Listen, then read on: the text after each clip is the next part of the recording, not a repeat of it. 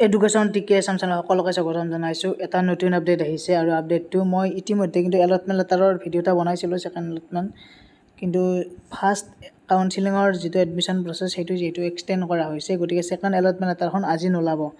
গতিকে সেইটোৰ কাৰণে সকলোৱে এইটো ভিডিঅ'টোৰ দ্বাৰা কনফাৰ্ম হৈ লওক, কাৰণ ছেকেণ্ড এলটমেণ্ট লেটাৰৰ ডেট ইয়াতে দেখিছে যে first round admission has been extended for 2 days, কাৰণ বন্ধ আছে যিহেতু অহাকালি, গতিকে 5 তাৰিখ আৰু 6 তাৰিখলৈকে দিছে। ইয়াত দেখিছে 5/9/2024 আৰু 6/9/2024লৈকে এডমিশ্যন প্ৰচেছটো চলি থাকিব। যিখিনি তাৰমানে ফাৰ্ষ্ট কাউন্সিলিঙত ছিট পাইছে, বহুত কেণ্ডিডেট ছিট পাইছে সেইকাৰণে। গতিকে গোটেই এতিয়া চিডিউলখনে অকণমান তাৰিখবোৰ চেঞ্জ হৈ যাব। চিডিউলখনৰ নতুন চিডিউল আহিলে মই দি দিম বাৰু। এতিয়া এইখিনি সকলোৱে মনত ৰাখিব।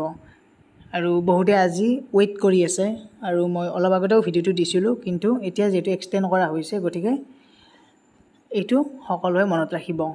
আৰু ফাৰ্ষ্ট কাউন্সিলিংটো ফিনিছ হ'ব লাগিব, তেতিয়াহে ছেকেণ্ড কাউন্সিলিঙৰ এলটমেণ্ট লেটাৰখন ওলাই যাব।